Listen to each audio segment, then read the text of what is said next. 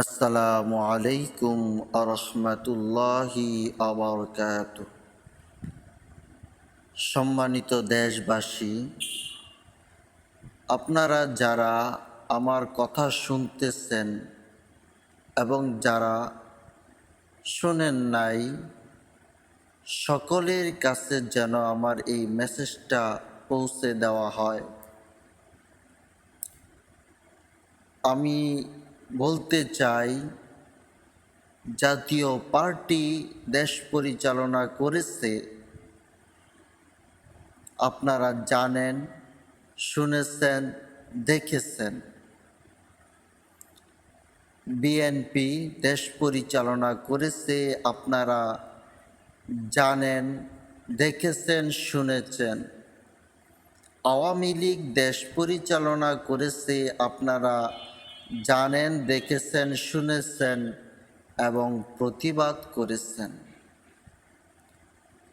আমি দেশবাসীর কাছে বলতে চাই, সমস্ত দলের দেশ পরিচালনা দেখেছেন, কিন্তু কোরআন হাদিস দ্বারা দেশ কিভাবে পরিচালনা করা হয় এইটা আপনারা দেখেন নাই।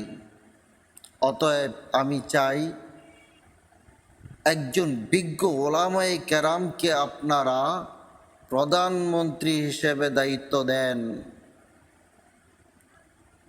ওরা কোরআন দিয়ে, হাদিস দিয়ে দেশ পরিচালনা করলে এই দেশের মধ্যে কতটুকু শান্তি হয়, মানুষের দিলে কতটুকু শান্তি হয়, এইটা আপনারা একটিবার দেখার চেষ্টা করেন আলেমদেরকে দায়িত্ব দিয়ে।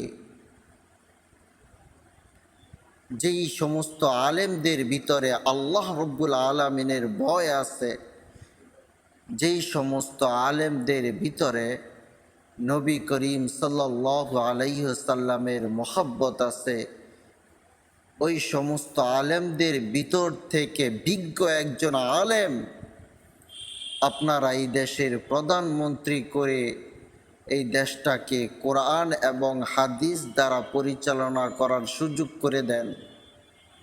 আল্লাহি, আল্লাহর কসম করে বলতে চাই, এই দেশের মধ্যে শান্তি আসবেই আসবে। যদি শান্তি চান, তাহলে যেন কোরআন এবং হাদিস দ্বারা দেশটাকে পরিচালনা করতে পারে এরকম বিজ্ঞ ওলামায়ে কেরামকে প্রধানমন্ত্রীর আসনে বসিয়ে দেন। আল্লাহ রব্বুল আলামিন আমাদেরকে বুঝার তৌফিক দান করেন। আমিন।